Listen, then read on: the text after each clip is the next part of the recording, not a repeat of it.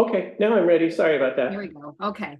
All right. So I know that a lot of people are not, they haven't ever read a zoning law. They don't know the different components in the zoning law is not really used like a novel where you start on page 1 and you read through it to the last page. It's really used in sections, and you work through the sections as, depending on the piece that you're working on, whether it's the ZBA looks at the ZBA section, you might look at the use table and other pieces. So I thought it would be useful to try and break down the zoning law into really what it's supposed to be getting at. It's a lot of words and a lot of sections, and there's, it looks like it is a legal document, but in its essence, the zoning law tells us why we have land use laws, where different things can go, how do they go, what and how much of the things on the land can go, and how do we get there. So I like to use this triangle because it's kind of an easy way to think of the zoning law is telling us and helping us understand the how, what, where, and how we get there kind of process that we take through. So if you look at this triangle, and we look at, well, why do we have the zoning law? And that is basically the first part of the plan that looks at the purpose statements. And for those of you who are on the ZBA and the review board, especially when you're looking through something before you, do not ignore the purpose statements because they are the fundamental kind of foundation for why we have land use regulations in the town. And the many times the information that are in the purpose statements, which flow from the comprehensive plan, are very telling and helpful in making some of the decisions where, because some parts of the zoning law are definite where you have to do something, and other places where there's some ability where it will say may or encourage. And so these purpose statements are something that you should be familiar with. And the message is that we have land use regulations to accomplish something for the community. And what those things are that we're trying to accomplish for the community are laid out in these purpose statements. And oftentimes, if something goes to court for some reason, one of the first things the court looks at is the purpose statement and what you're trying to accomplish. So the why we're doing all of this remains very important long after we have adopted the zoning law. And let me just move on here a little bit. The where, of course, is the zoning map. And the what and the how much is basically split up between the use table and the dimensions table. And then how certain things are able to be developed is laid out in a series of supplemental regulations. And these things move through the process through either a site plan review, a special use permit review, or a subdivision review. And we're going to go over these a little bit more in detail. So I want to just go back and reiterate that there's a strong connection between the comprehensive plan and zoning.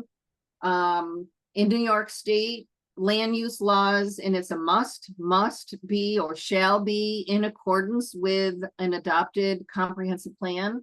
So the comprehensive plan lays out the broad policy for the town.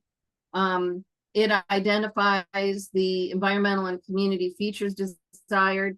It has maps along with your natural resource inventory that will give you guys who are implementing this and administering this more information that will help you understand the parcels that are in front of you. The plan outlines the land use policies and strategies that this zoning flowed from. And so you really look at the zoning law implements your comprehensive plan. And in a minute, we're going to talk about the subdivision law, and the subdivision law in turn is a tool that basically implements and coordinates the policies of the zoning law. So they all flow from the comprehensive plan, which is the why. Why are we doing this? So if you look at the goal statements in your comprehensive plan, in the purpose statements that are in the first section of the zoning law, which is section 1.3, then you'll see that there's a close, if not exact connection between what we're trying to accomplish. So I guess the message for this is to not lose sight of the fact that you guys you adopted the zoning law and you're trying to meet some sort of set of community goals, and those should be kept in mind. We didn't just pull this out of a hat for the sake of doing it. We pulled this together to meet those goals. So this connection between the comprehensive plan in the zoning is important to recall. Of course, the where is the zoning map. The zoning map was adopted as a part of the zoning law. And so a zoning law has two components, the text and the map. So they go together. One can be amended over time and not the other. They both can be amended over time. But the where things take place is dictated by these zoning districts. So you have different zoning districts that are established, that each zoning district is designed to accomplish something different for the town. So while most of the town is set out in your ag rural district, we have these other districts that relate to your hamlets and your commercial development goals. So the zoning law has, when we're talking about, well, where can things take place? We start with looking at the zoning law and what the district is. You look at the parcel and you say, well, what zoning district is that parcel in? That's kind of the first step when we go through the zoning, and your code enforcement officer will, when someone comes in with an application for something, that will be the first thing they look at is, let's see where the parcel is and what zoning district it's in, because that dictates both what process and what standards that whatever's being proposed has to go through.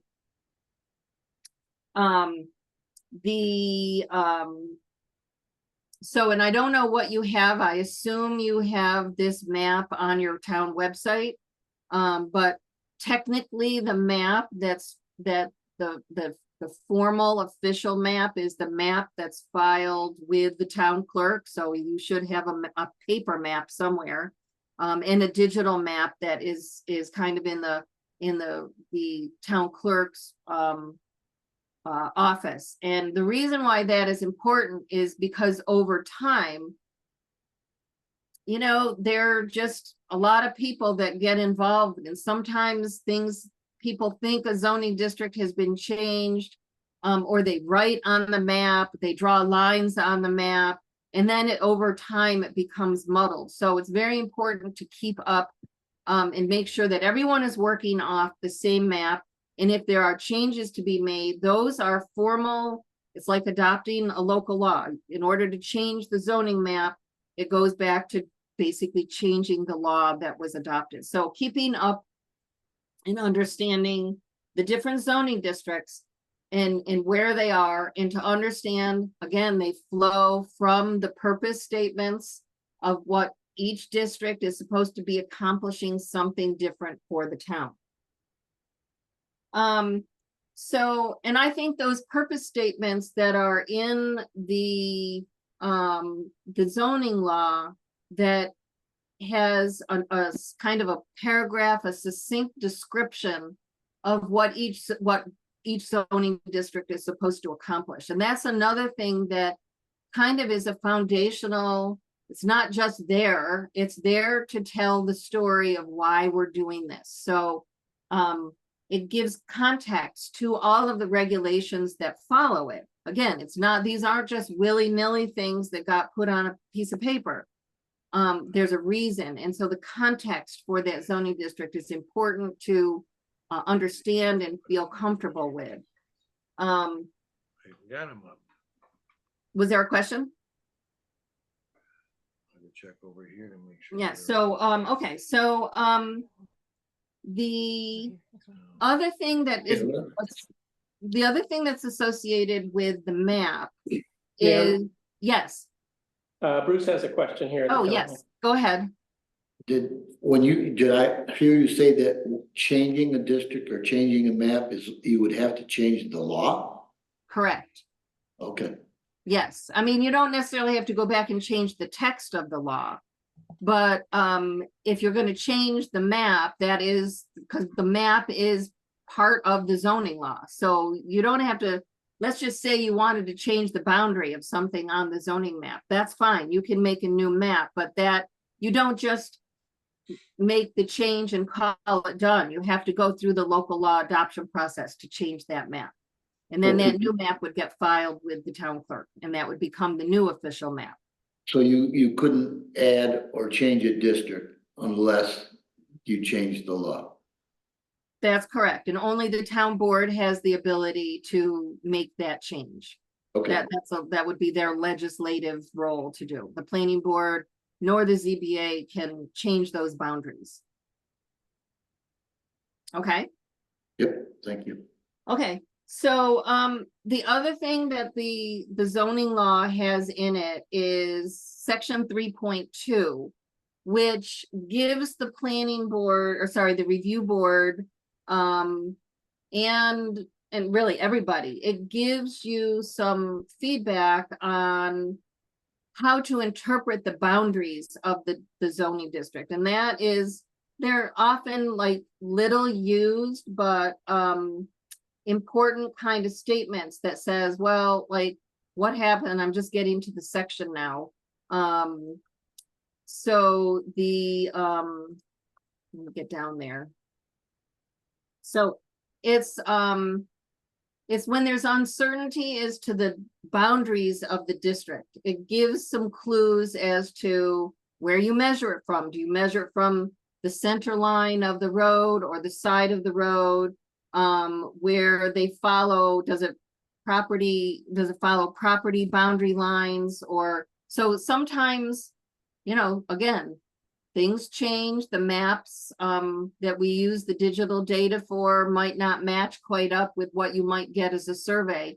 And so there is some interpretation of where you might find that at some point in time, there's some interpretation that needs to be done as to where that district boundary goes. And I'll say this multiple times, is that the review board, though, has no authority to make that decision. That really, ultimately, if there's a conflict between what you think the map says and maybe what an applicant says, maybe your code enforcement officer thinks it says something different, the ultimate arbitrator of and decider of those district boundaries falls within the zoning board of appeals. So that's one of their roles. That goes back to an interpretation and a decision about what's in and what's not. Usually what happens is we hope that it's clear cut, but there are times when there's questions about the map. And so we just wanted to make sure that everybody kind of understood that there is a process that is in place should there be differences of opinions on where the boundary lines fall.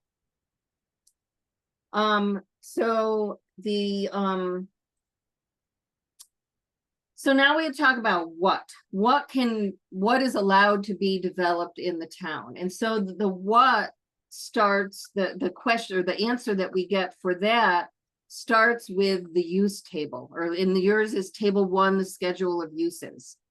And this is just, the first part of it. It's broken down by each district, has a column, and then down in this first column lists the different uses that are allowed. And maybe I can just flip this over and see if it will come up. Does that come up on your screen? Yeah. Okay, so the table has an explanation of what all of these symbols mean in it.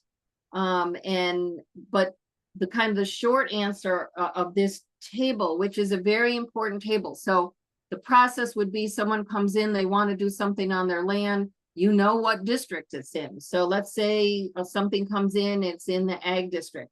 And then the code enforcement officer would look down the table and say, oh yes, I see that you want to put in a, you know, you want to do I just pick something here. You want to do a farm market, say. So yes, farm markets are allowed in the ag rural district with the ASPR, which stands for abbreviated site plan review. So the symbols in this table refer to P, which is a permitted use. That means that it doesn't go through the review board process, provided it meets whatever, you know, if there's any other rules in the zoning, like density or a setback or a building size, provided it meets all of that, it's a permitted use, no other review is needed. The X means it's not permitted. So if someone wants to do, for instance, a CAFO or a concentrated animal feed operation in the hamlet, the Bessemer hamlet, that is not allowed. And so in that instance, what would happen is someone comes in and says, I want to do that. The code enforcement officer said that's not allowed in that district. Then the options for that person is either the project is done and it ends, or they get a denial from the building, from the code enforcement officer that it's not an allowed use. And that's the ticket to attempt to make their case to the zoning board of appeals for a use variance. And we'll talk a little bit more about that. Other things on the table is you'll see the SPR, which is the full site plan review. So there's a section in the zoning law that tells you how you would do a site plan review, or it tells you what you would do for an ASPR, the abbreviated site plan review. And then let's find somewhere on here. Most of these are site plan reviews. Here's down here, we have an event facility is one of the uses that is a special use permit. And again, you'll hear me talk about the difference between the two. And I want to reiterate it because it's very, it tends to be confusing to a lot of people, is that the site plan review looks at the things on the ground and how they're situated. So it looks at where the sign is, where the light is, where the building is, how do those things relate to a stream or a wetland or a steep slope or a boundary. Site plan review is kind of blind. It doesn't matter whether it's a retail store, a bakery, a widget shop, or whatever, an office building. It's looking at where things are on the ground. So we can't really make in site plan review, we can't really say, well, you know, it's an office building and we don't think an office building goes in that location. It's the building. And so all of these things that you see in the table here that have site plan review, those are looking at the components, the things that are actually on that parcel. And the review board's job is to make sure that all of those things meet the standards of the law and work so that there are no adverse impacts. So the use table is the next step in our kind of zoning administration process of once you know where you are, then this tells you not just what you can do, but what process you have to take. So the use table is kind of a dual use thing with what you can do and what process. So it doesn't end there though, because then you have to move on to the next kind of big picture item, and that is how much can we do? How big is the building allowed? How many houses can you get in there, or how many lots can you get in there? how much coverage of the lot can you have? So this is where we go to the use table. Let me flip down there. I'm sorry, not the use table, the dimensions table. And so this is the dimensions table, table 2. And this tells you how much. So this will go through and tell you, and this looks at the density of how many development units. Usually it's residential units. I mean, because you don't have a lot of commercial buildings, but it would tell you how much of that you can have. It tells you by the same districts whether an average lot size is allowed. So for instance, if we look at this one, we'll go over that. The average lot size allows you in just the ag rural district. It allows someone to take a big parcel and create a variety of lot sizes, provided they all average that 3 acres over the entire parcel. So it gives us the flexibility to create some smaller ones and some larger ones, provided we can get approval for water and septic systems in there. But you notice that that's not allowed in any of the other districts. And there's a reason for that. And the reason being is that all of these other things have different purposes with different character, different environmental conditions. And so the flexibility for creating a variety of lot sizes in a hamlet area where we're trying to recreate or continue the kind of traditional development pattern that you have in your hamlets, which is kind of uniform lot sizes with more uniformity across where they're sited, which is a very different pattern than you see outside of the hamlets. So there's a reason why average lot size is not allowed in these other smaller districts, but it is in the bigger one, in the one that covers the most of the town. So this table has all of the dimensions that you would need to follow, or that person would need to follow. So I believe each one of these is in the definitions to help you understand what that term means. And that's the other thing that the zoning law has. I forget how many pages it was. It was like the first 32 pages are all definitions. And that's also by design, is that one of the most important things we can do in zoning is to make sure that everybody is on the same wavelength about what the terms mean. So when you're trying to look at, well, what does average lot size mean? Or how do we measure the height of a building? That's all that you would see in your dimensions table. That's what you would look at. You would look these terms up in the definitions. So the density, and another concept that table tries to convey is that there's a difference between density and lot size. And that was what I just conveyed in the ag district or the ag rural district. We're trying to meet the objectives of the community through not worrying so much about how big each lot size is, but how many units there are. So that's the densities, how many units versus lot size. When it says you need a 1 acre lot size, then that's what you have to have. You have to have a 1 acre, at least a 1 acre, or whatever the dimension is for that district in order to go. So density, in rural areas, we try and control the level of development through density because it's a fairer way of doing it rather than pigeonholing everybody into one specific lot size. Whereas in the hamlets, we're looking for that kind of more uniform look in that uniform traditional, because it is a hamlet area. Or it needs, like in the commercial area, it needs a certain size in order to get a parking lot and a driveway in a commercial building in there.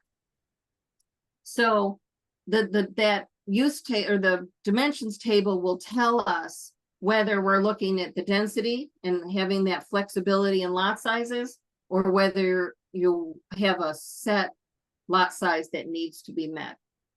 Lot coverage is the amount of the whole parcel that can be covered with impervious surfaces. That would be buildings, parking lots, sidewalks, and things like that. The building footprint is just what it says. It's not the number of stories. It's you take the footprint of the whole building, and that's calculated as called a building footprint. And the setbacks are measured from I think there's only, let me go back to our table here. So our setbacks, yeah, front, side, and rear. So these are 10 feet across the board. So we wanted to have a minimum of 10 feet that needs to be met, especially on the sides, to make sure we can get a vehicle in the back, or a fire truck or an ambulance towards the back. So that's kind of like the minimum to get between buildings. So, so this table, so again, following through with, we know what district we're in, we know what use is allowed, we know what process it takes to get approved, and we know how much they can do. We know what sizes the buildings can be. If it's a commercial building, we can look and say, oh, in the ag rural district, we have 5,000 square feet.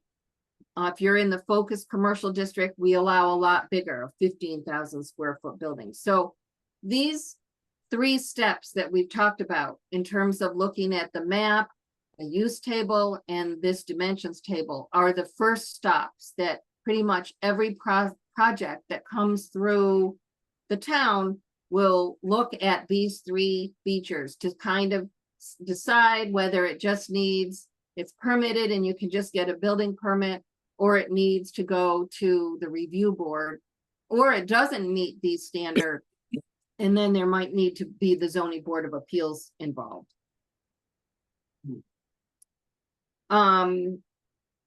So, and then we get into the finer details of where I think that there's no substitute for being familiar with these sections of the zoning, and to recognize that there's supplemental standards that are in the zoning law. And the first one is kind of what are the expectations for all of the zoning districts? So there's a set of basic zoning rules that anything coming through would have to meet. And then, and I wanted to make sure that we talked a minute about the New York State ag districts in the ag data statement. And it's something especially important. I see Brad, you have a hand up. Oh, yeah. Go ahead. That's actually Brian. Oh, Brian. Oh, I'm sorry. It says, I see, I just, what the name is. So Yeah, go ahead. He has an alias, I think. Oh, alias. So Brad Pitt. Oh, okay. Yeah. Go ahead. Oh, you're muted.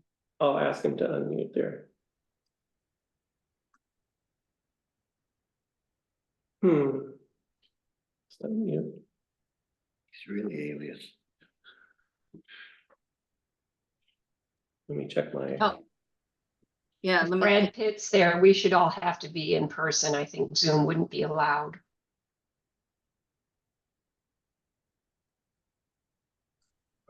Can you hear me? There you go. Yeah, good. Since the ag district encourages larger lots, but allows you to basically establish an average of 3,000 or whatever it is square feet per lot, 3 acres per lot. Right. But you can have smaller lots.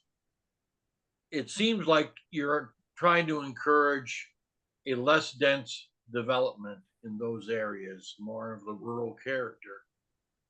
But Right. with the ability to make longer lots, as long as the average turned out to be 3 acres, and the fact that you have the same side and rear setback of 10 feet, you are basically allowing the potential developer in those areas to have a fairly dense suburban row of houses within an area that I think is quite rural in character.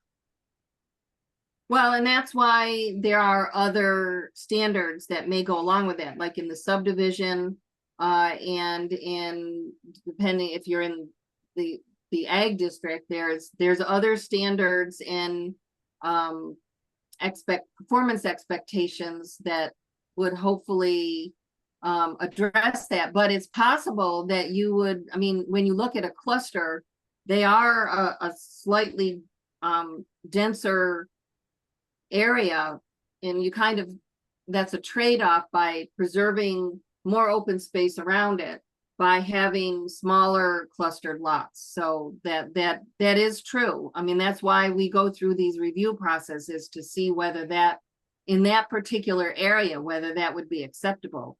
But the overall density doesn't change, you know, it's just where the houses are located may cluster. Mhm.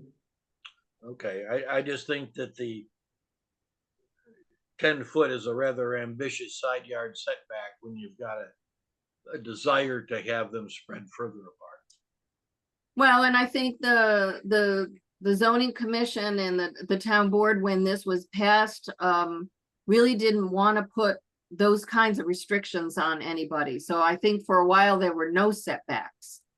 I think we started off with wider setbacks, and then they got to be no setbacks, and then they got to put in the minimum setback that we needed for safety purposes to accomplish that. So I think that, Okay. and I don't want to put words in the town board's role here, but my recollection is that they felt that there was a lot of feeling that having too big of a setback was too much of a restriction that they didn't want to put on people. So they've left it pretty minimal. I think everything you said is accurate, Nan, in capturing the zoning commission and town board's deliberations, so, Okay. yeah. So, I want to make sure, Sue, Yeah. I see Sue's hand still up. I don't know if that's a stale hand or a new hand. Oh, it went away. Yeah, sorry about that. Stale hand. Okay, I did want to just make sure that,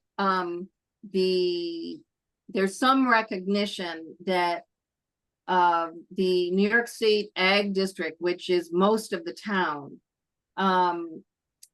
I think the zoning commission and the town board spent a lot of time making sure that we did not over-regulate farm operations, which is one of the main reasons why we have New York State ag districts in the first place. The ag district is, among other things, but its primary role is to ensure that there aren't land use and zoning barriers placed on farms. So I think a lot of like the use table especially was oriented to encouraging lots of different kinds of agricultural uses and diversification of agricultural uses without imposing on them. You know, some places you go regulate the number of animals that you can have, and they impose setbacks. They impose all sorts of things on farms in a way that have adverse impacts on farm operations. And so one of the things that you all need to pay attention to is when something comes in, the zoning, the application has to include what's called an ag data statement. And it's a simple form, and Mark, I don't know if you have one of those yet. If you don't have one of those yet, I need to send you one. So okay, this should be part of an application when there's something that is in the ag district or within 500 feet of the New York State Ag District. And it's a simple form. It basically is a description of what the person is attempting to do. And then a list of the adjacent landowners. And so when you get an ag data statement, then it's the job of the review board, or if it's in the Zoning Board of Appeals in the ZBA, to make sure that all of the people who are on that ag data statement are notified about this project, because that's actually a state law. It flows through Ag and Markets Law 25AA, which requires adjacent landowners, adjacent farmland, farmland and farm owners in the ag district to be notified when there's a subdivision, a site plan, or a special use permit that may affect their farm operation.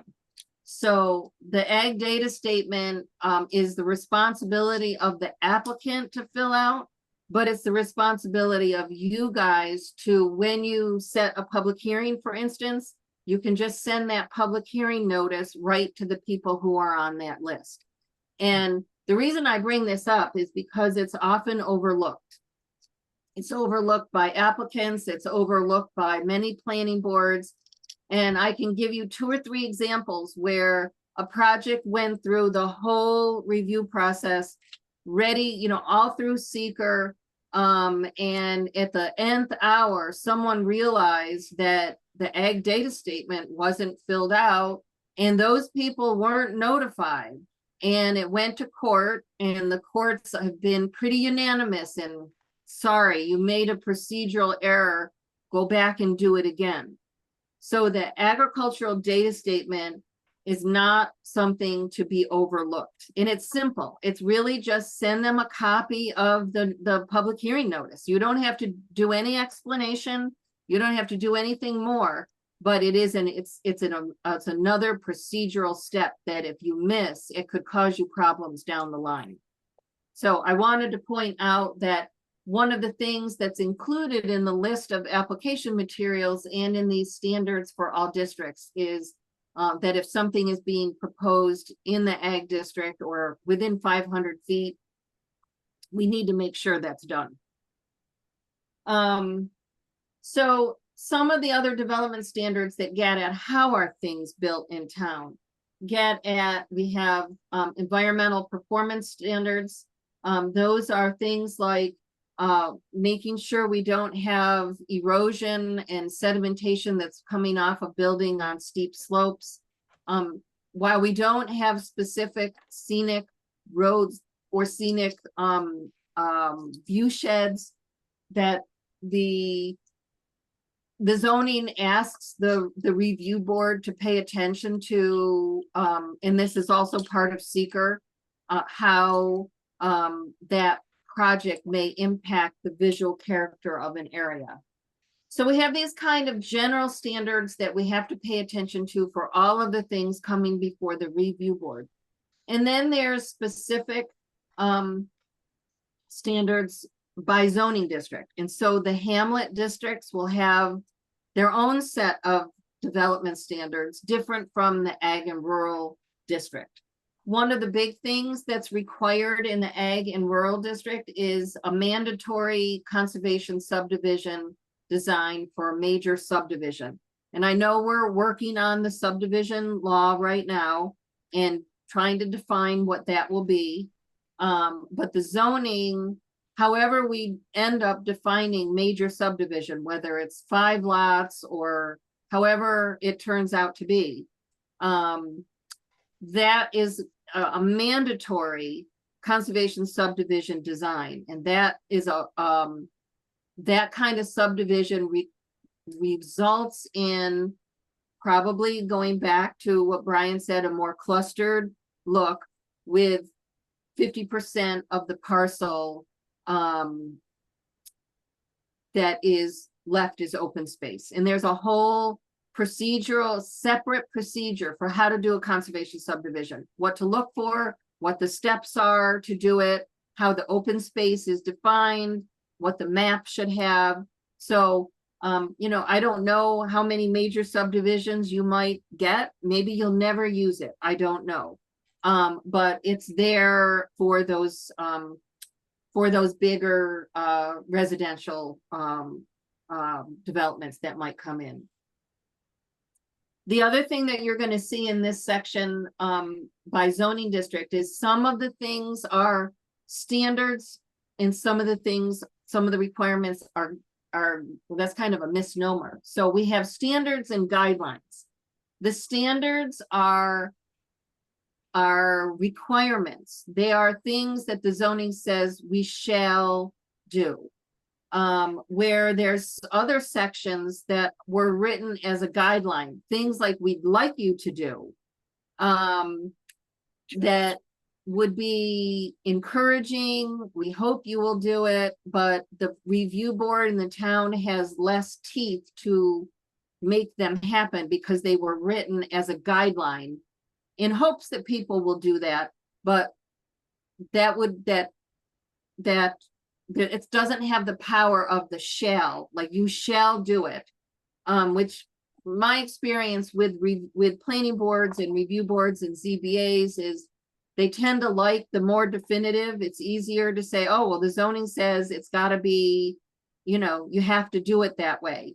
Versus, well, we kind of like you to do it that way. And then there's, you know, it's more of a, it's more on the applicant to do what the town hopes it will do. So, you know, you'll have to make the decision, not ignore.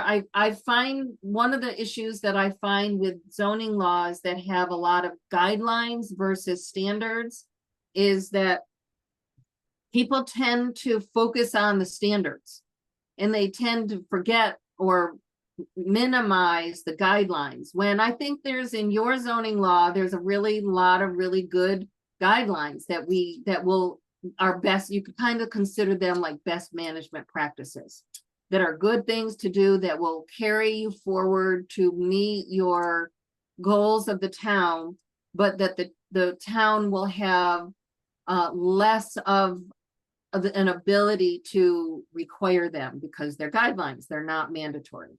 So you'll need to pay attention to the standards versus guidelines language in the zoning. You'll also, yes. Hey, this is Mark. I have a question about that. So, Yes. So if the review board is doing its review and going through the guidelines on a project, and they, you know, so they just feel like if they feel like, well, you know, hardly any of the guidelines were followed, or the project doesn't meet our goals that are intended as expressed in the guidelines, would the review board be able to say, you know, we need more discussion, or the guidelines are just, or is that not true? Well, let me pull one up. Here, let's see if we could find, we'll just.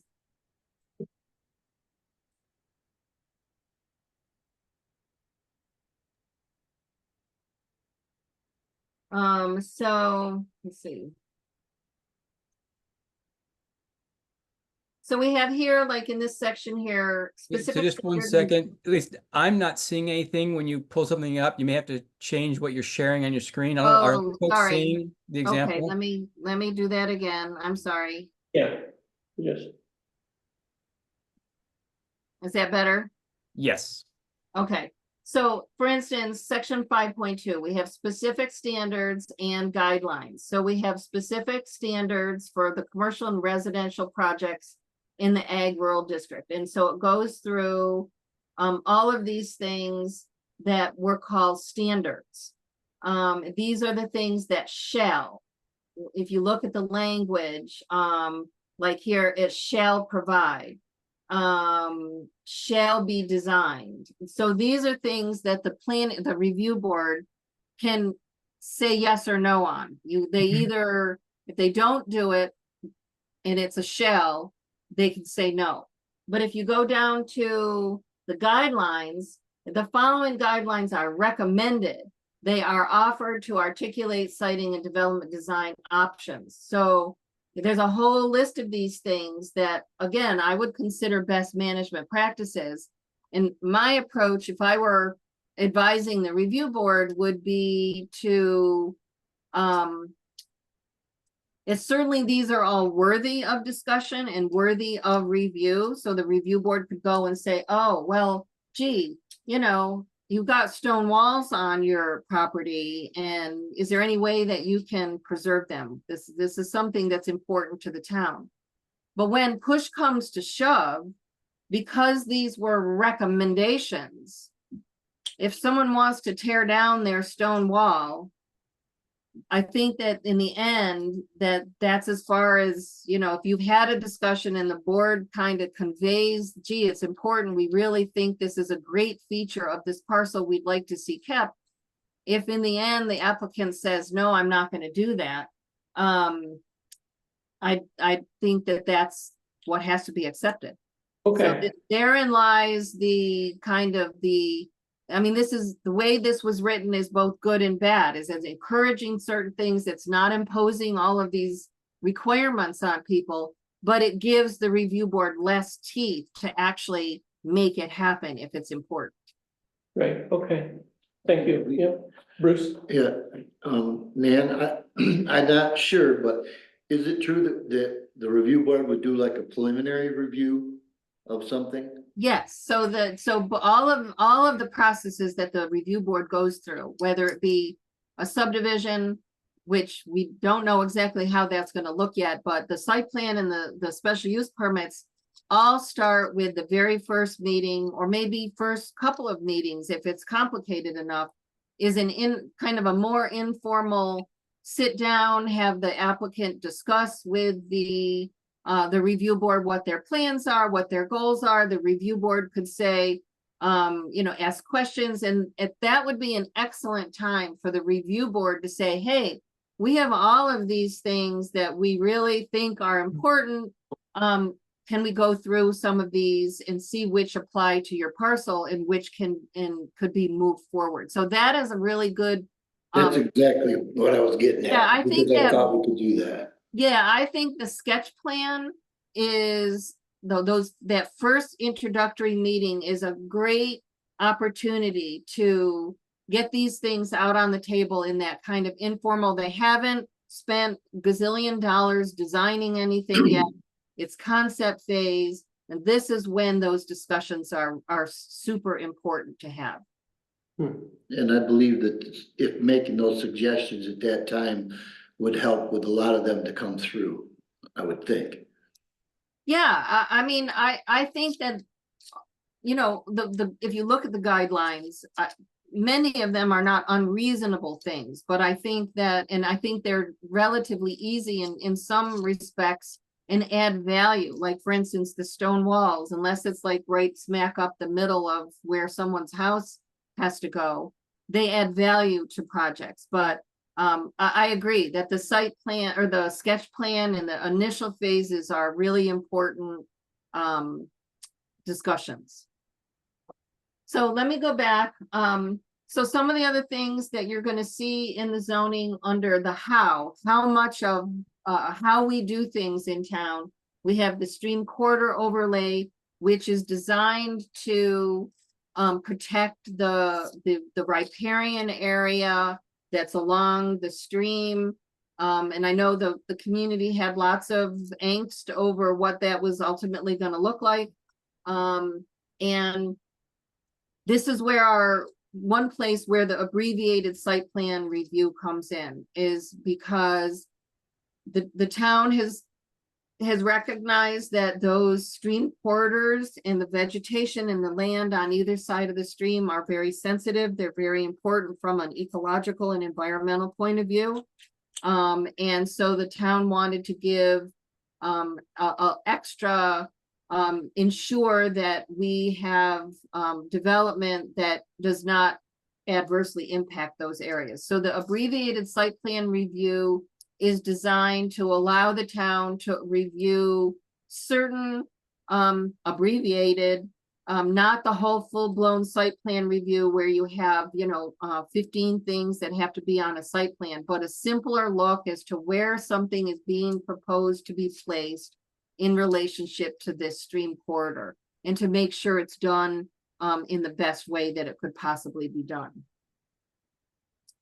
We also have under development standards, we have non-residential business building designs that usually comes into being during site plan review, where there are certain design elements that the town either requires or encourages the building design to meet certain expectations. And that again was a mix of some things were a shall and some things were more of a best management practice that we hope they will be accomplished.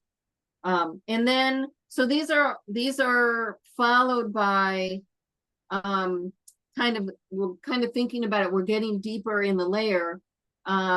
So these are kind of by location, and the last set of supplemental standards are for specific uses. And that was that the zoning says, well, there's certain uses that we know really need to be, the development standards have to be set because we know there are certain aspects that are of concern.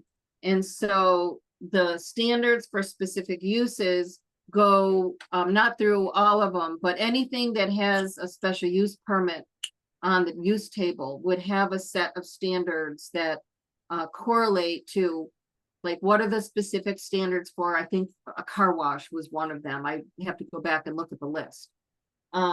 So I guess the message of this, how we do things, to me, all of the things that we talked about, the use table, you look at the table, you find out where you are. You look at the dimensions table, you find out if it meets those standards. I think those are pretty straightforward. It's really here where we're getting into the nitty-gritty that we have to become familiar with what these standards are, so that someone comes forward and you say, gee, you're in the ag district and there's a farm next to you.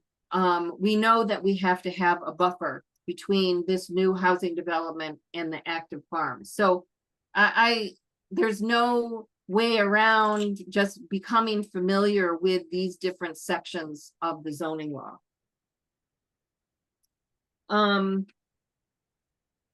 So let's talk a minute about now the process. So we kind of talked about the major steps, again, the zoning district, the review process, the dimensions, and the specific development standards for that. We could break everything down into kind of those 4 categories.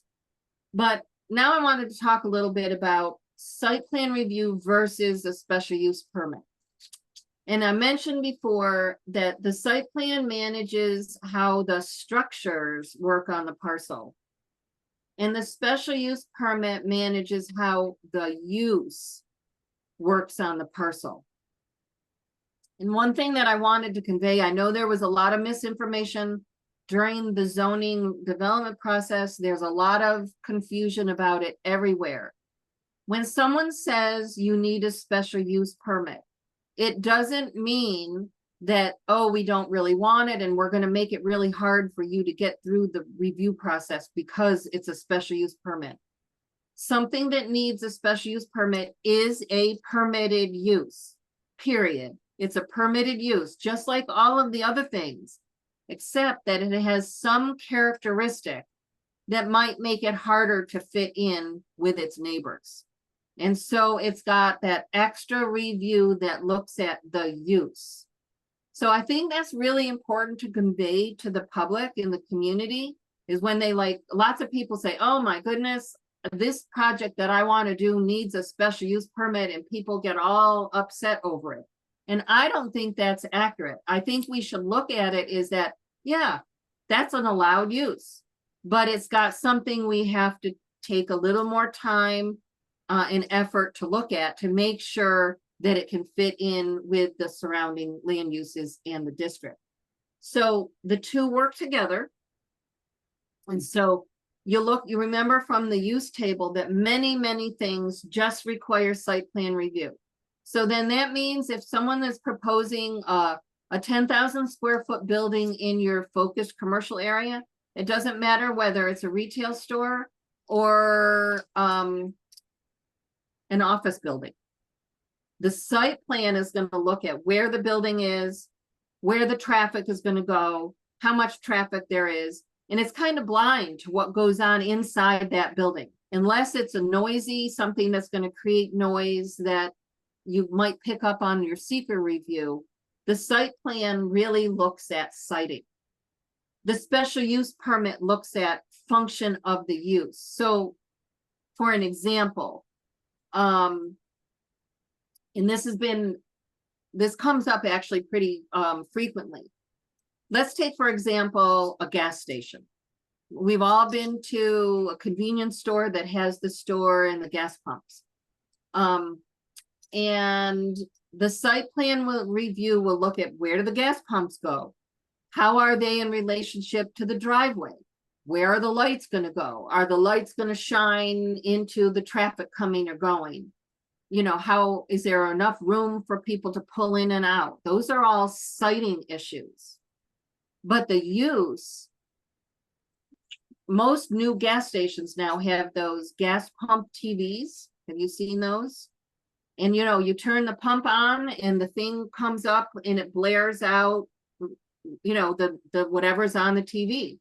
Well, not so much in Caroline, so maybe that's not a great example, but in areas where gas stations are being put in more populated areas and someone lives next to those gas pump TVs going on all the time, that's a function of the use, not it, but it's partly siting because you could put those gas pumps closer or further away from the boundary line. But that is a particular aspect of a gas station that you review. So in your heads, you should start thinking about that the site plan review is really going to concentrate on things on the ground. The special use permit looks at the use itself and how that use is going to fit into that neighborhood. And then the subdivision is our third leg that looks at how land is going to be split up for new uses. So these are what we call processes. And you'll see in these sections that it's a lot of, you know, you can look at it as step 1, step 2, step 3. They have certain time. This is where your timeframes come in. This is where the review board, and if it's a ZBA process, which we haven't talked about yet, the process matters.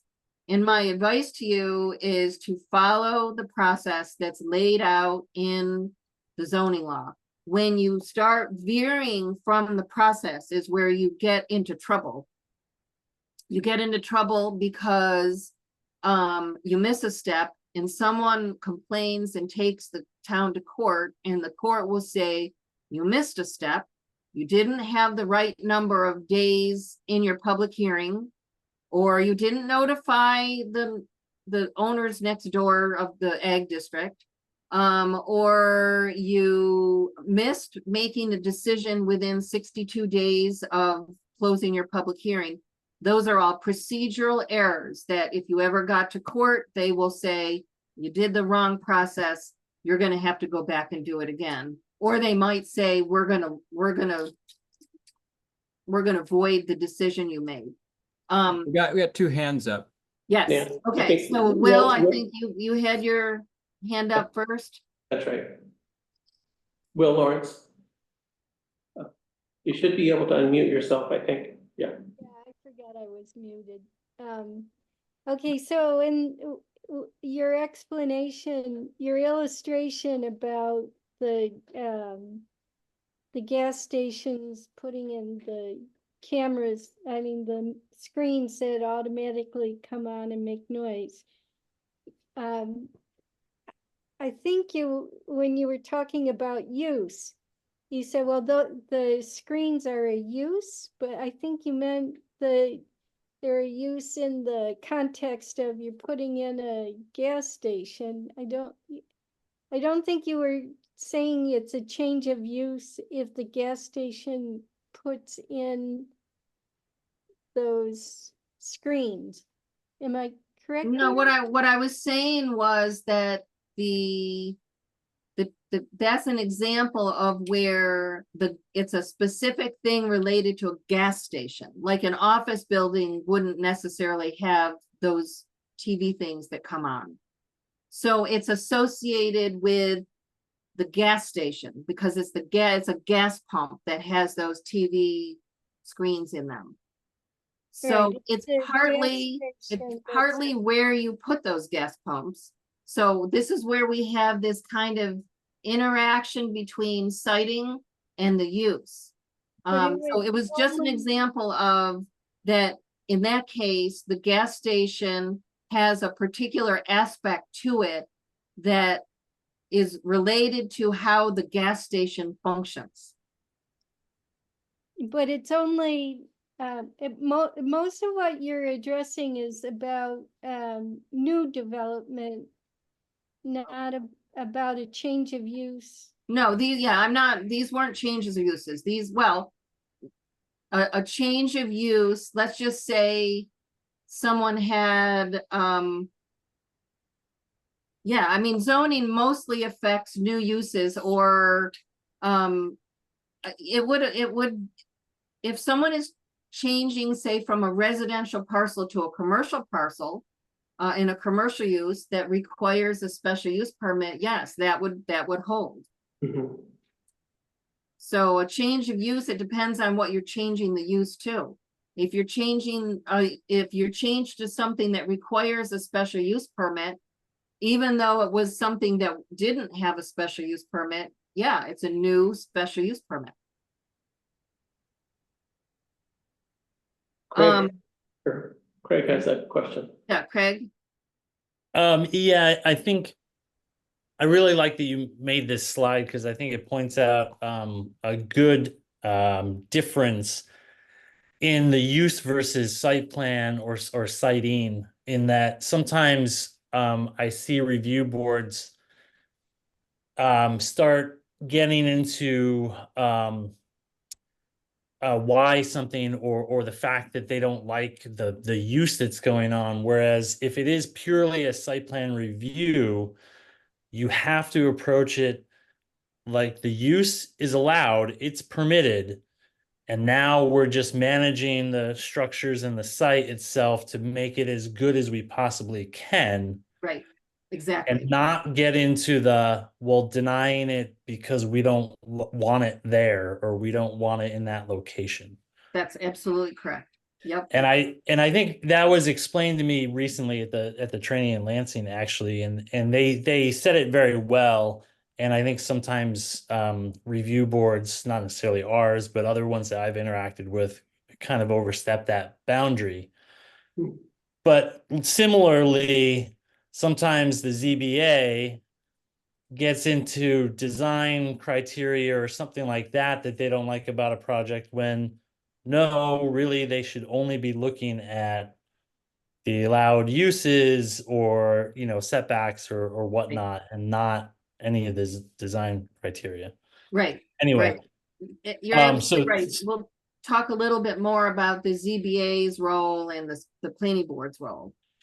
One thing that came up in our recent discussion of the subdivision law, that I think is a bit confusing, at least for some of us, is the difference between like a simple subdivision, meaning taking a larger parcel and splitting it into smaller parcels, versus what may have been traditionally called a subdivision, meaning like a suburban subdivision, in which you're breaking up into parcels, but there's also a lot more else that goes with it. Or say, Schickles, rentals, where it's not broken into different parcels, but it is a subdivision of sorts. At least that's the way people are used to talking about it. And so the definition or changing of those or explaining those definitions, I think can be helpful in communication. Yeah, and and I think the town board hasn't finished its work on the subdivision law, so I don't really know how all of that is gonna turn out. But one thing I would say is that, use just a small thing is that Schickel's developments are not subdivisions. Because those buildings are not on their own lots. It's one lot that has multiple buildings on it. So that is a different kind of development, but not a subdivision. Like, so an apartment, like a development that would come in that would have multiple apartment buildings on it, for instance. It's still one parcel. They don't ever go through a subdivision, but it's a different kind of development. But I think that the verdict is still out on where how the town board is going to define minor subdivisions or simple subdivisions. I'm not sure. And Mark, I don't, that's still going through the discussion process. So I don't know how that's going to come out yet. I saw someone else had their hand up. Jack had his hand up. Yeah, I was just gonna jump in to say that when we say, or when it's said that Schickelville seems like it's a subdivision, I said that in the last meeting because, like, growing up, it seems, I grew up in Florida where subdivisions are places where someone's bought something, divided it up into 100 places and built 100 houses that look the same and sold it to 100 people.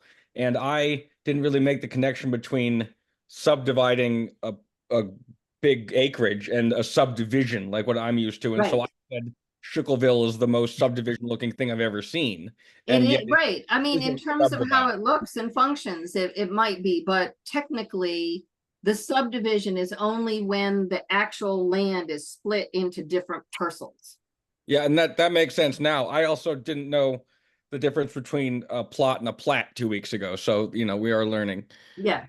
Thank you. Lots of terminology.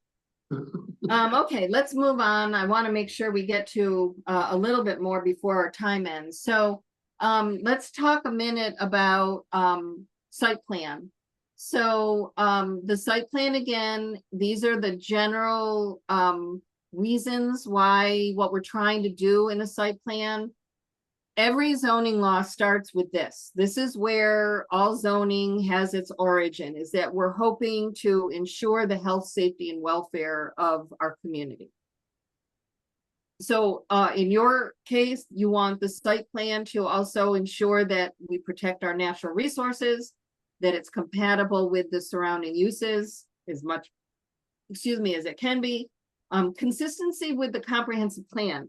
That's always a head scratcher. People always ask me, how do we know if something is consistent with our comprehensive plan? And there is some discretion in there, but you have to be able to understand what the comprehensive plan is trying to do. And so I always go back to say, look at the vision and the goal statements that are in your comprehensive plan, which are, kind of mirrored in the purpose statements of the zoning. That will give you broad understanding of what you're supposed to be accomplishing. So when in doubt, start with the vision and the goals of the comprehensive plan. Site plans also look at public safety. Where are the vehicles going? Where are the pedestrians walking? Can the fire trucks get through there? Is the lighting adequate, or is it overlit so it's causing glare and those kinds of things? And we want to ensure that there's adequate services and infrastructure. Is there a well that has water capacity to serve it? Is there a road? Does the road have to be improved? Does there have to be a crosswalk added or whatever? Those are all infrastructure kinds of things. So those are all things that we have to start thinking about when we look at a site plan. And again, going back to make that distinguish between site plan and special use, the special use permit process ensures that the use again, is consistent with the site plan. Whenever you do a special use, the site plan is an automatic part that has to come in. They're done at the same time, one application, but you're gonna look at both the things on the ground and the use itself. So we have to first be consistent with the site plan. We also want to make sure that use protects natural features, that it doesn't impede the orderly development of surrounding property. That can be a tough one to gauge. It's not as easily measured. It takes some thought. The special use permit, I think, is I don't want to say it's harder, but it takes more thought because it's not a cut and dry thing. You have to evaluate the use to answer the questions of whether it's in harmony with the area, whether it's consistent, whether it's compatible with the character of the neighborhood and the agriculture around it, whether it's protecting the properties from noise and glare. Whereas the site plan is more clear cut. It's like, you know, we can measure glare, or we can do traffic counts. Whereas a lot of the things in the special use permit takes more thought to think about how that use is going to function on that road in that district. So the, did I miss one here? Sorry, I did. So the general flow of things that will be coming in is it all starts with, and I use the word, your zoning enforcement officer, which in most places is the same person as your code enforcement officer, which is the same person as your building inspector, but they actually have different hats. And the zoning enforcement officer, so the person who has that job and is wearing the zoning enforcement officer hat, is the person authorized to enforce the zoning law. So that's why I put the zoning enforcement officer. So they get the application, that person is going to have to look through and say, yes, it's allowed, but a review process is required. It's got to go through site plan review or a special use permit, and that person refers that application to the review board. In an enough time, I don't know, I think it was 10 days. I'd have to look it up. I think it was 10 days before the review board meeting in order to get on the agenda. So if someone comes in the day before the meeting, you should not feel compelled to get it on the agenda the next day. My advice, and this trips up a lot of planning boards, is they want to be friendly. Or review boards in your case, sorry. They want to be accommodating. And so someone walks in the door, it's like, oh, the board meeting meets tomorrow. And then they get it on the agenda and no one has had a chance to really look at it, think about it, review it. It's like a blank. We don't know what this application is. And so I encourage you all to stick to, I think it's 10 days. And if it comes in after 10 days, then it goes on the next month's agenda. I know it's harder to do when you're staring someone in the face who's anxious to move on and get their project approved, but there's a reason for that. And it's to give the review board and everybody time, and especially if you have to have an engineer look at something, or there's something to prepare for that meeting, that gives you the time to get ready and make that meeting fruitful. So I think that's a really important process to stick to. But when it gets put on the agenda, then the review board goes through. The first thing are all the submittals that are required in hand. Not to judge whether they're good or bad yet, but simply, do you have them all? And if you don't have them all, you can tell the applicant, oh, we need to have a lighting plan, for instance, if it was a commercial site plan review, or if it was, it needed some sort of dimensions put on the plans. So before you start judging things and deciding whether it's adequate or not adequate, simply to make sure you have everything you need. And Tim, I see your hand up. Yes. Yeah, Nan, in this case, wouldn't it, the logical thing would be for the ZEO to forward that completed checklist to the review board? Yes, I mean, that be the process, would wouldn't be the logical, and that is what often happens, you know, and I don't know your exact procedures yet.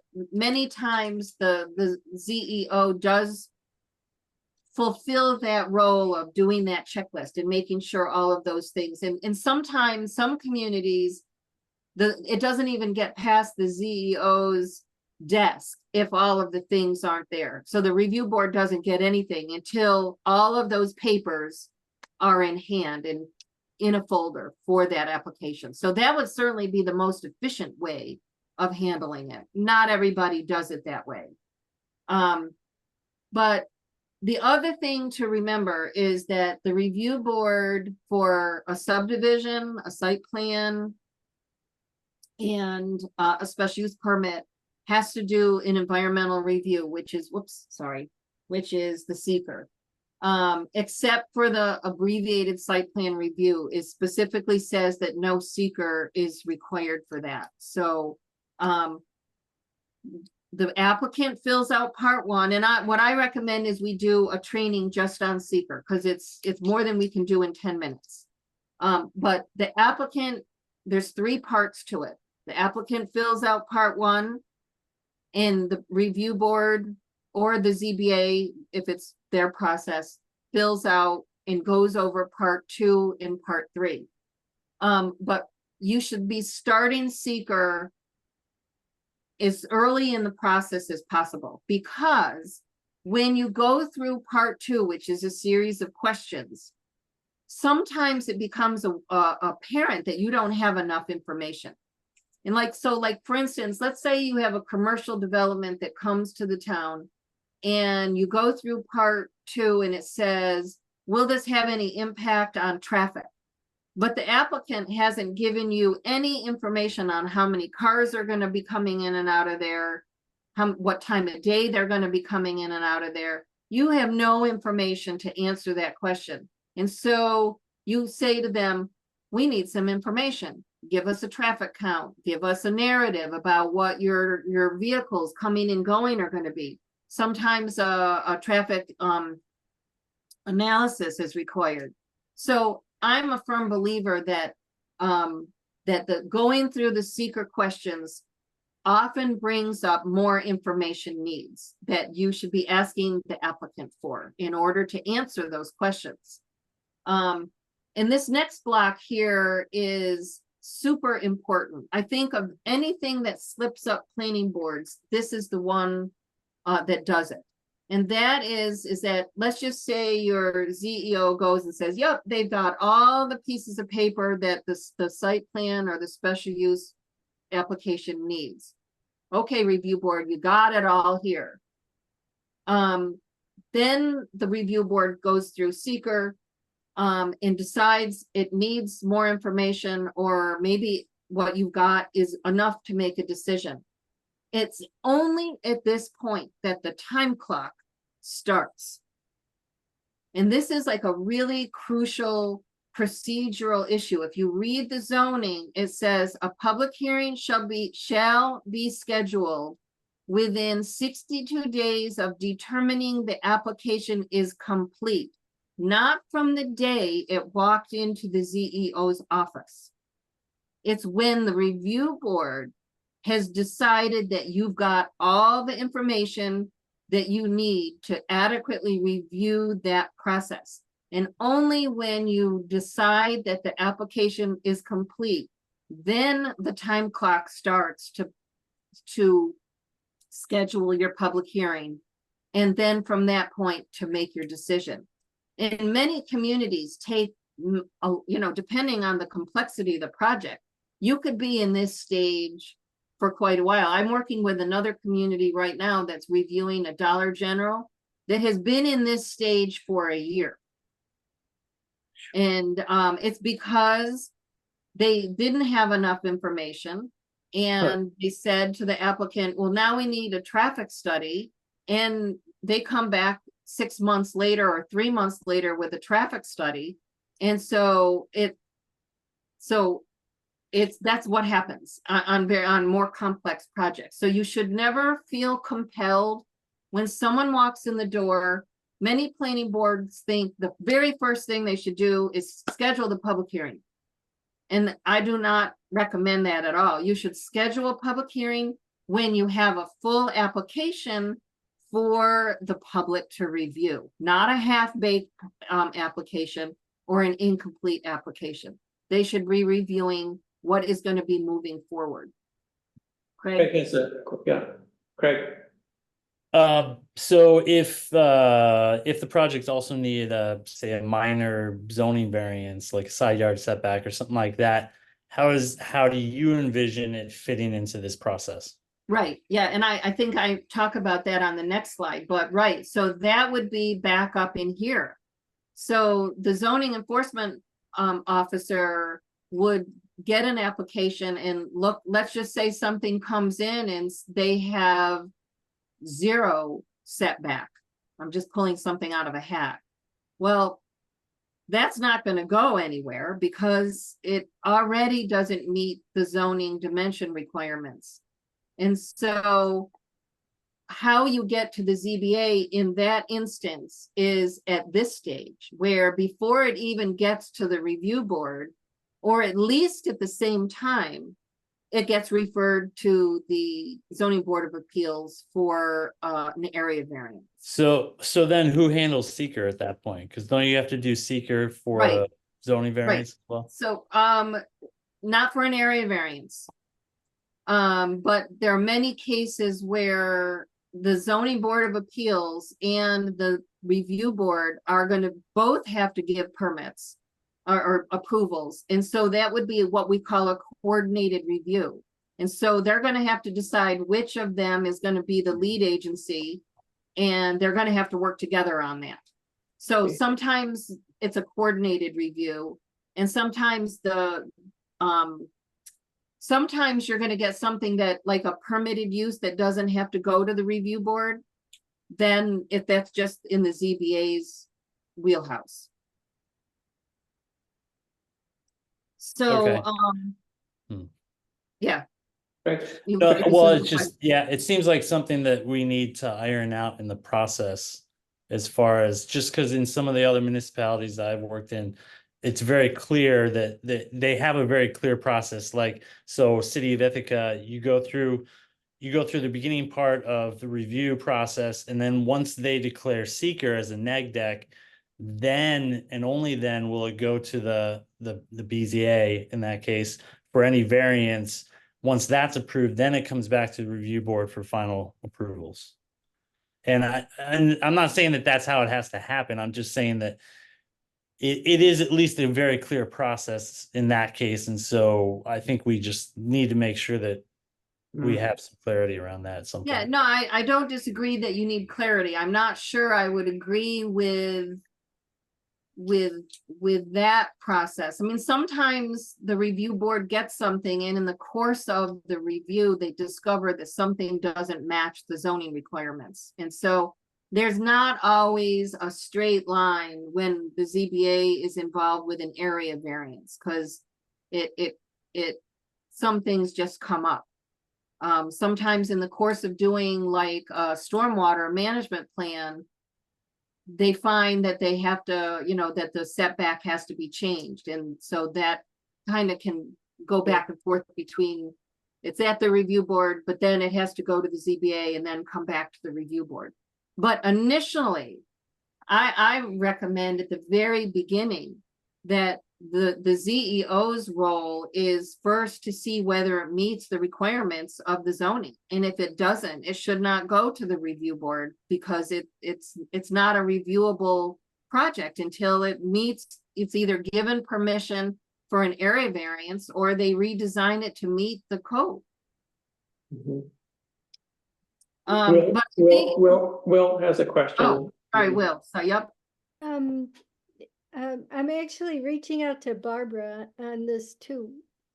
Anyone else who went to the training in Lansing, wasn't there also comments, suggestions made about who handles the seeker and the order in which and how the seeker gets approved, because it influences when the 62-day clock starts.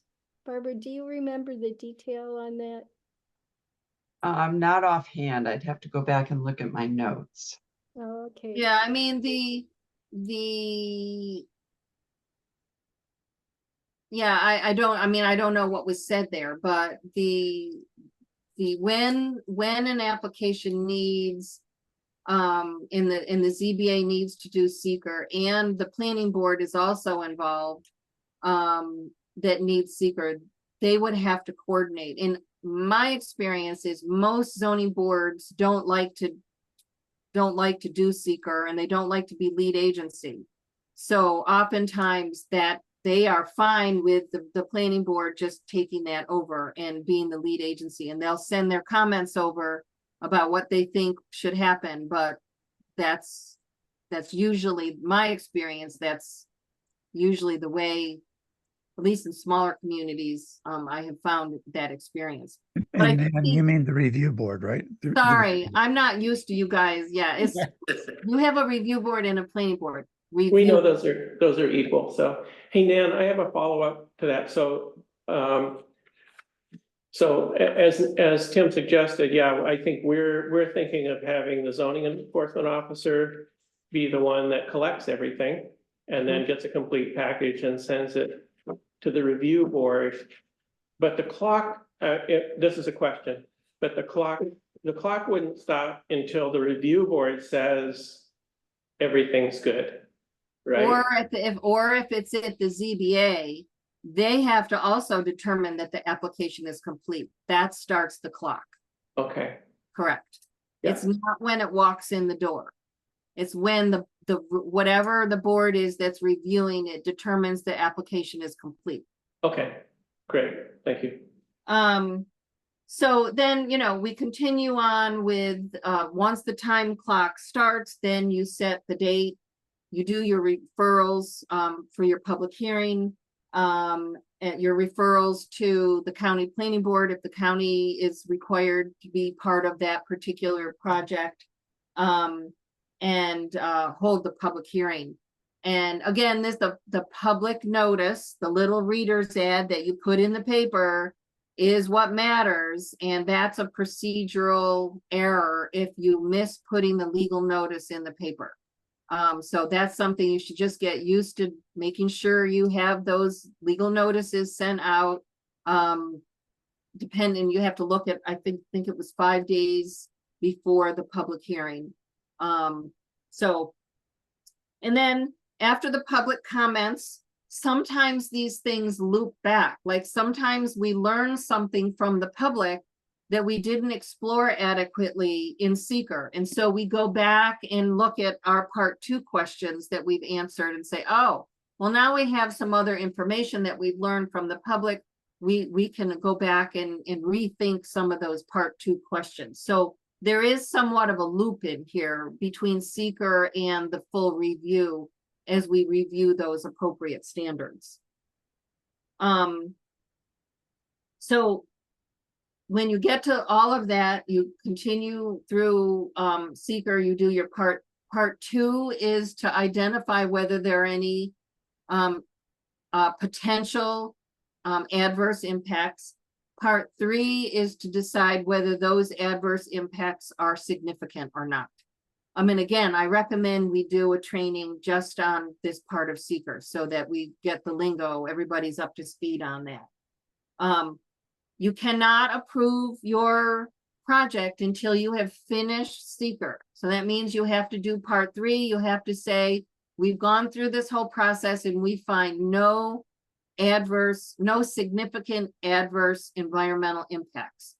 Or, which is typically what happens, or you decide that there are adverse impacts, in which case it's a whole different avenue of seeker to write an environmental impact statement. And I think this is why I think that other training is needed, because a lot a lot of times I see planning boards, they just go through part two and they check off no, no, no, no on all of them. And then on part three, they say no, and they write a one-line thing that says, we didn't find any adverse impacts, nothing significant, and they're done.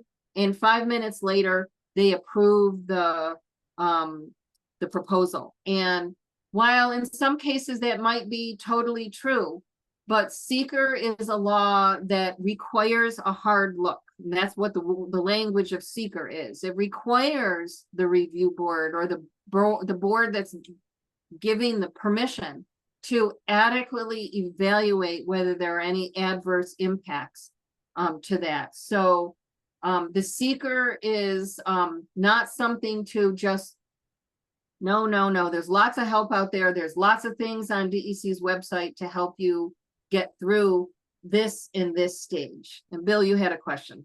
Yeah, well, two things. First, I just want to heartily endorse the suggestion of having a training on seeker, because it is, I think, I don't get it, and I think that it's important to be done properly. The real question though is, because I've been on the other side of the fence where there was a review agency that in our mind was not doing its job properly, and as the public, I believe that there's an optional public hearing on the seeker, but not a required one, say in our subdivision or other things. But what is the avenue for the public or anyone if indeed it looks like the agency is doing a half-assed job of seeker? Yeah, and that's a really good question. And that's where going back here, getting the public input at this stage before you've gone through the standards, I think is just good practice. But in terms of what you actually can do about that, if the review board is not interested in the concerns that the public brings up and goes, excuse me, goes forward, the avenue for the public is somewhat limited, and they usually result in an Article 78 lawsuit, where the community, like either an individual or a group of individuals, will sue the town and say you didn't do it right. And then the town is going to have to defend itself and so show what steps it took. And I can guarantee you that if you don't have in your minutes that you went through every question in part two and you talked about it and you answered it, that if it did go to court, that would not be sufficient. And I've had planning boards where they assign part two to one member to just go and fill out, and they come back with it all checked off, no, and the rest of the board accepts that. And that happens frequently, but when there's a court case over it, it's not acceptable. And unfortunately, the avenue would have to be either political persuasion or an Article 78. Great, thanks. Okay, the last step here, after the review board makes its final decision, a yes, a no, or a conditional approval, which means that you're saying yes, but you have requirements that go along with that. This is the other procedural thing that you should not forget.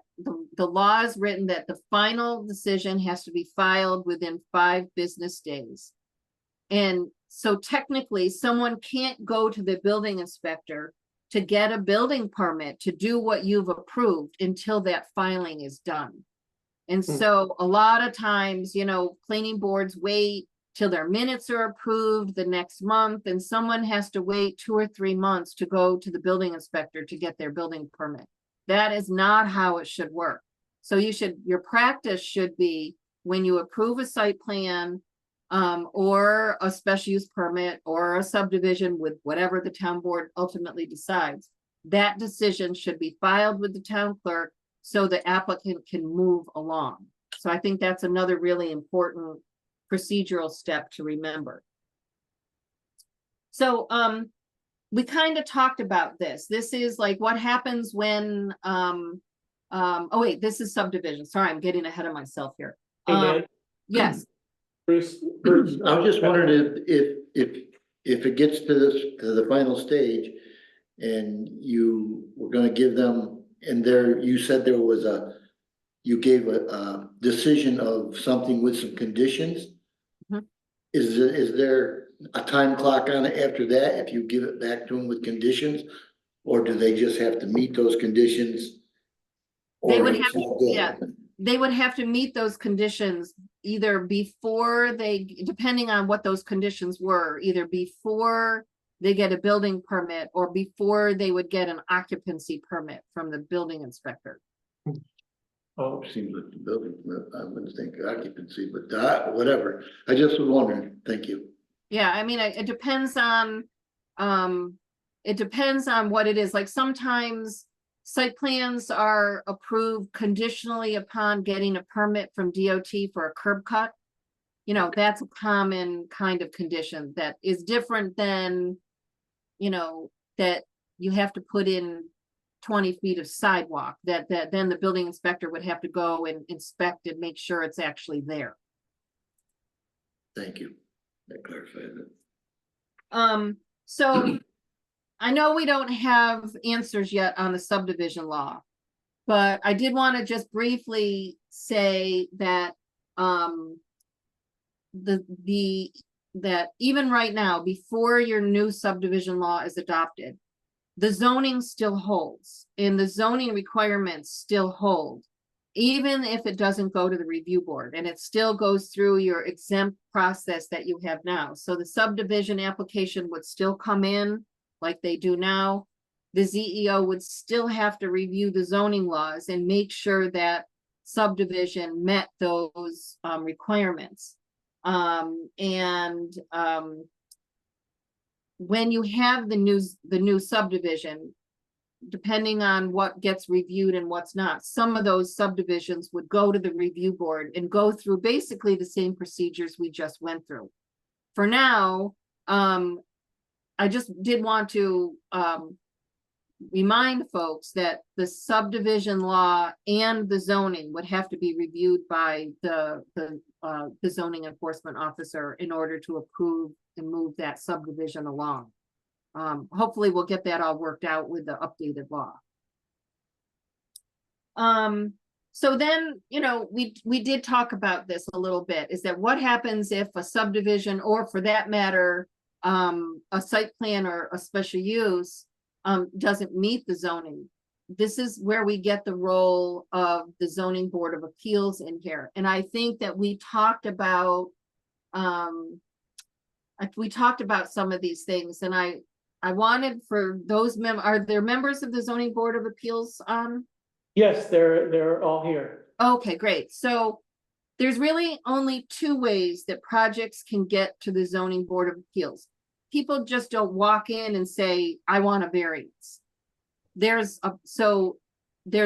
first way is with a denial of a permit. Someone comes in to get a building permit. The zoning enforcement officer said, I'm sorry, it doesn't meet our setbacks or our any of these other dimensions, and I have to deny your building permit.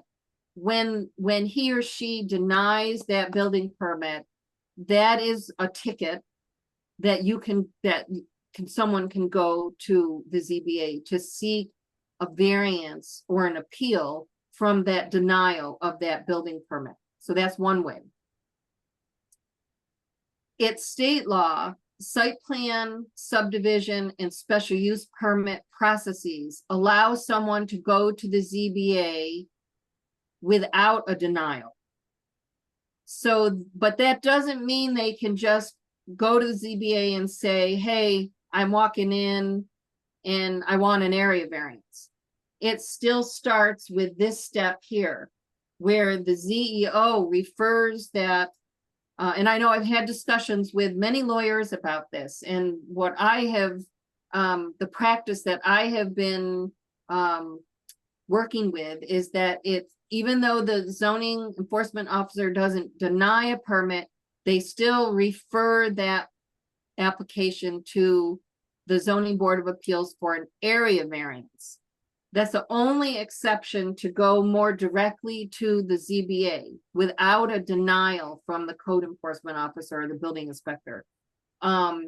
And that can be confusing, as to, when does a denial need to be versus an area variance. So there's two kinds of variances. An area variance allows you to vary from the lot coverage, the setbacks, the building size, and those number kinds of things.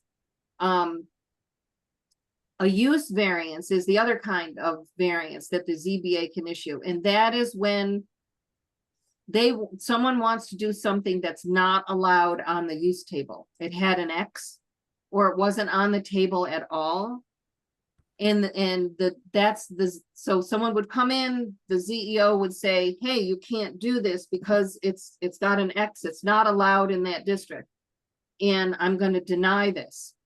They can go to the ZBA after that denial to seek a use variance, which the ZBA, unlike the planning board, the review board, the ZBA has state authorized and required criteria for issuing a use variance or an area variance. So those are the rules that the ZBA should become very familiar with. Tim. Yeah, Nan, so a question that I have is, could not an applicant know that their projected use is not allowed, but without going through the steps of doing a proposal and making an application for approval, go to the ZBA to find out if they can get a variance at all for the use? If you understand. If it goes through the this, if it proposal. goes through the zoning enforcement officer. But there would be a short way to do that so that they wouldn't have to Well, do yeah, an I mean, entire proposal. right. I mean, I'm someone asking. could walk in the door and say, I want to do this, and the ZEO could look it up in the table and say, you're not allowed to do that, and give them an instant denial. And so the denial is the key in the ticket to the ZBA. You just can't walk in and say, put me on the agenda. It's got to be a denial, in a use variance especially. It's got to be a denial from the ZEO. So let's talk I know we're going to run out. We got like 4 minutes or 5 minutes. I guess the question for you all, do you need to go? I got a couple slides left about the ZBA. Would you like me to just continue even if we go over a few minutes? Yes, please. Okay. I'm good with that. Okay. And I think, Tim or Mark, I think I sent you this slideshow. So these links everyone would have. There's a lot of help out there for the Zoning Board of Appeals. And I recommend that there's 2 in particular. This one document that Syracuse University actually developed on how Zoning Board of Appeals work, which is an excellent description and kind of step-by-step, as well as the Department of State has a Zoning Board of Appeals overview. And both of those documents, I think, are particularly useful for you to start getting familiar with the rules of the ZBA. Okay. So, Happy to report that I have compiled a handbook for the ZBA, and the New York State documents are in there. Could you go back to the previous slide? Because I want to write down, oh, there it is. I see the Syracuse. yeah, and I can send the link over for you. Please do. Yep. So you should think about the ZBA as the legal safety valve that is required to have when you have a zoning law. And the ZBA's role is kind of to, and I think this is the wording from the state document, is to buffer an aggrieved applicant from the decisions of the ZEO. So they go between the ZEO. Before you go to court, you go to the Zoning Board of Appeals. The Zoning Board of Appeals is a very different more formal, I think, a more formalized body than the review board is, because you have appellate power. And you can hear and decide appeals from the ZEO, basically. So when the zoning enforcement officer or the building inspector denies a permit, you're the group that can, if the aggrieved party so chooses, you're the group that addresses that. Only the zoning board of appeals can ultimately interpret the zoning law. So you guys on the review board, if you're facing an applicant and you read something in the zoning law, and you can't decide on what it says, and you say, well, I think it means this, or I think it means that, or we don't really know what this standard means. We don't know how to apply it. You can't interpret the law. That's the role of the zoning board of appeals. So, and it's the same with the zoning enforcement officer. If he or she gets something and like, gee, I don't know whether it's a mini storage or a warehouse, I don't really know what category it fits in on the use table, that's the zoning board of appeals job to make that decision. So they're the one who can interpret the law. And only the ZBA can vary the requirements. So at the review board level, if something in the zoning law says it shall take place, you can't say, we'll let it go. You know, we'll make it 5 feet instead of 10 feet. That's not your role. You have to read the law the way it's written. And when it says shall, that's what you should do. If you're given the authority to make up your mind and make it a maybe, then that's okay. But the zoning board of appeals is the entity that does the area and the use variances.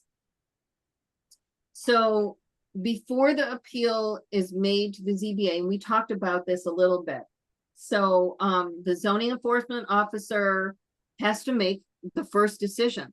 And sometimes people don't like the decision that that person made. And they say, well, I don't agree with what the zoning enforcement officer said. I think my project is X and he said Y. So that also is something that the zoning board of appeals can address. The ZEO denies the permits if it's not consistent with the zoning law. The ZEO can also issue citations for violations and take the enforcement action. So those are the things that all has to take place before the ZBA gets involved in it. And Brian? That's one of the areas where I've discovered in the past, under my other hat, because I'm also an architect, that the ZEO does make a couple of interpretations because he has to have something to base his denial on. Right. And so he can't just say, well, I don't know, therefore I'm going to deny it. They have Oh, no, I totally agree with you. They have to have a basis for that denial, which then kicks in the ZBA hearing. Correct. And maybe that same denial can be discussed in greater detail by the ZBA. And I agree that they're the interpretive board.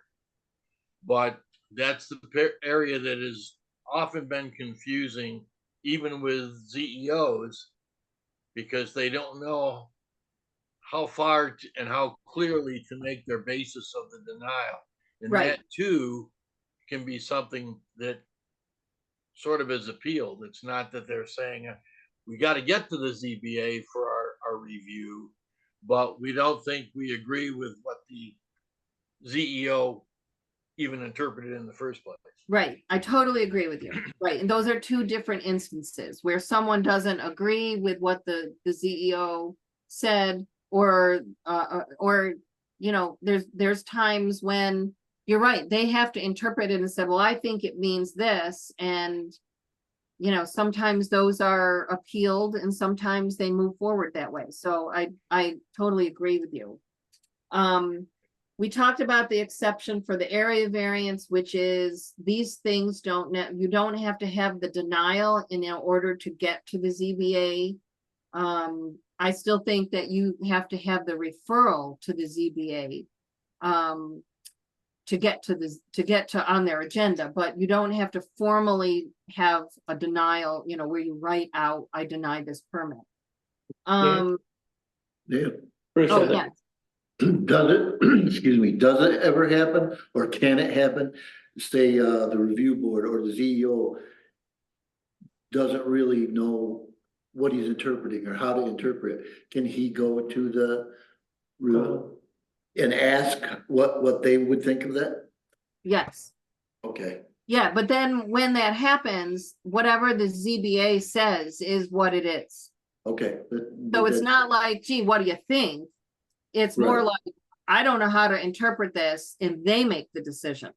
But that's, that's what I wanted to know, because. Yeah, yes, yes. Thank you. So Robin, the other thing I wanted to bring up, and you've got, oh, Robin, you have a question. Yeah,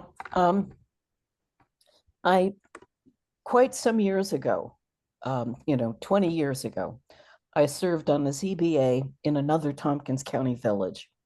And one of the things that the chair of that board, whom I admired and I thought did a very good job in both instructing board members and applicants about the process, one of the things that he stressed was that we were not bound by precedent, but that we decided each issue on a case-by-case basis based on the zoning law and our own best judgment.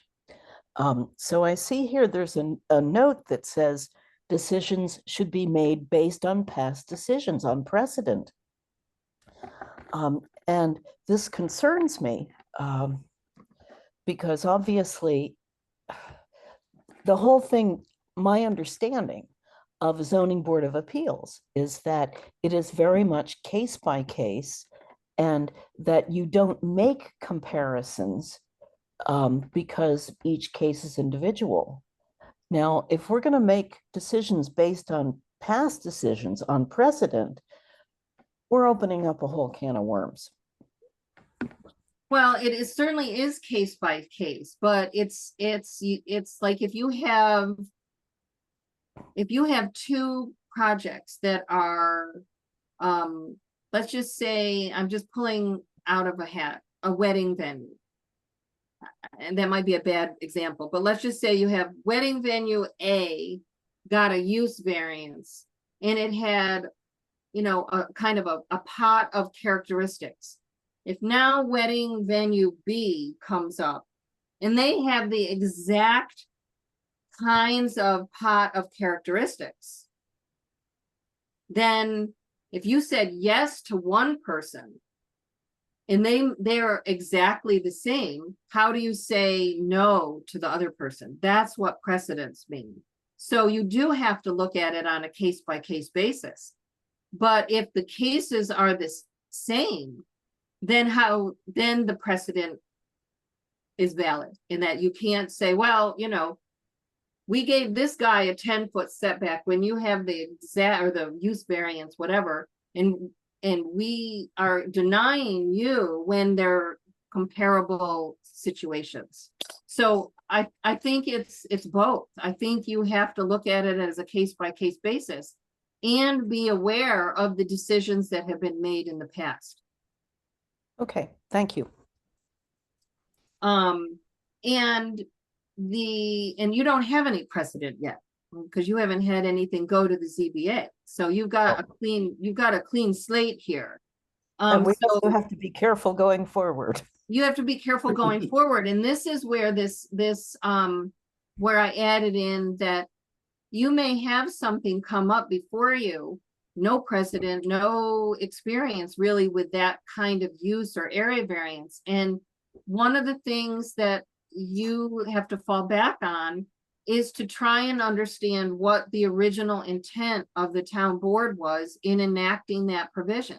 You might have to go back to the negative declaration that was made for the zoning, or the zoning commission report that was extremely long and explained all sorts of rationale as to why certain things were what they were. So that's really starting off like you guys have, might be more useful to you. I mean, because there is no precedent for anything in the town yet. Okay. So this again goes back to who has standing, who can get to the ZBA. We talked about, sorry, my mouse is like loose here. Someone is denied a permit that gives them standing to go to the ZBA.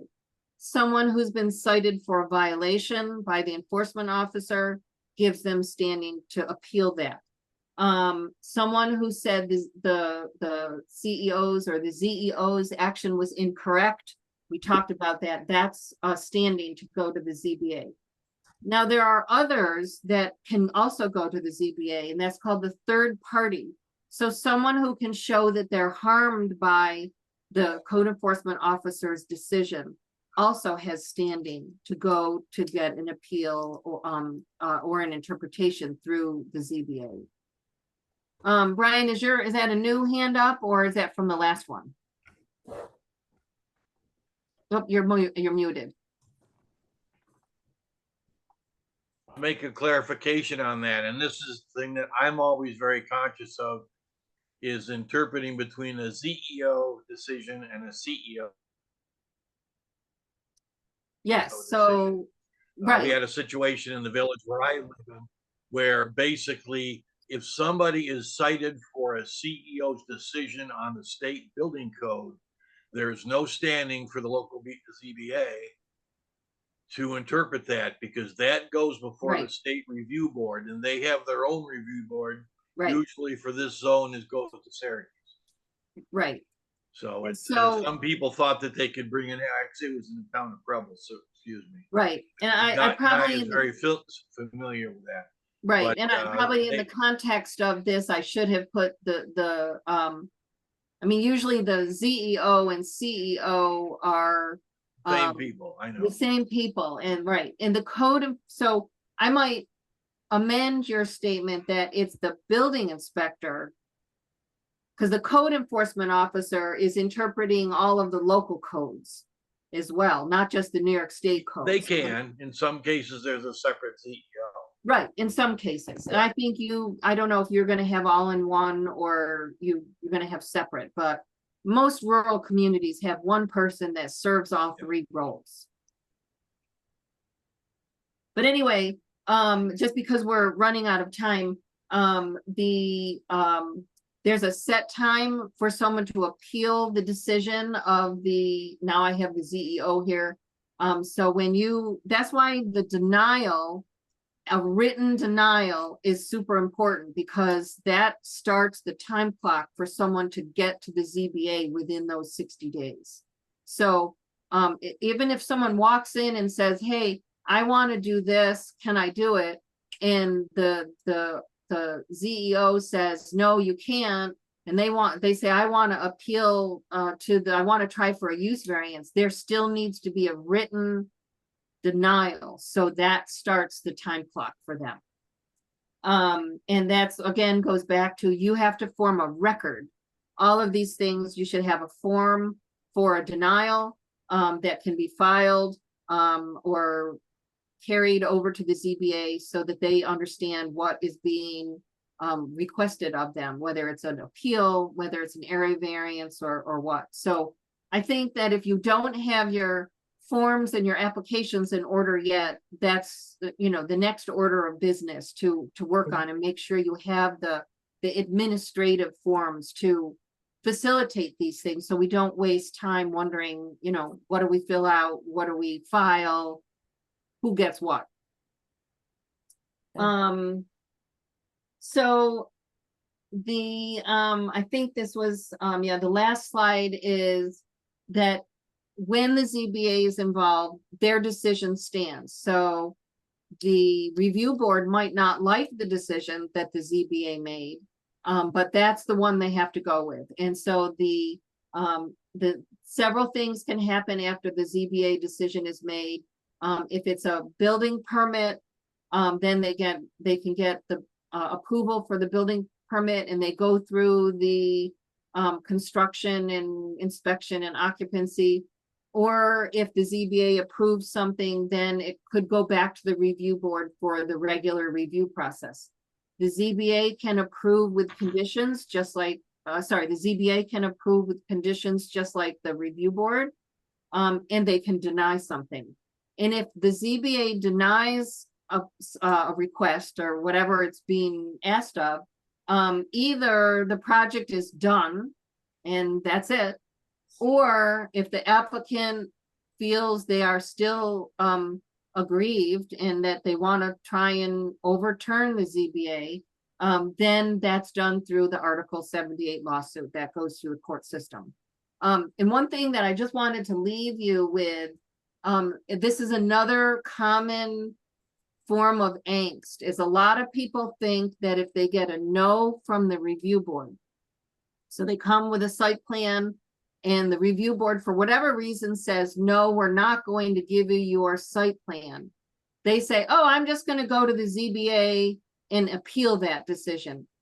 That is not how you do that. If someone wants to appeal a decision of the review board, they have to go to the court. They have to go to Article 78. There is no appeal to the ZBA from a review board decision. That is not the ticket to the ZBA. So we have to remember that. That's a very common issue and misconception. Hey, Nan, Yeah. Does an Article 78 lawsuit have to be based on a violation, a violation of process? Because the ZBA's made a decision, right? So. No, it doesn't have to be just on process. It could be on substance. It could be that the applicant feels the ZBA made a wrong decision because they had wrong information, or they misinterpreted something, or they have rationale as to why the ZBA was wrong. Okay. Sometimes it's because they missed a step, or they, like they took 150 days to make a decision instead of 62 or something like that. So it could be on process or it could be on substance. Okay, thank you.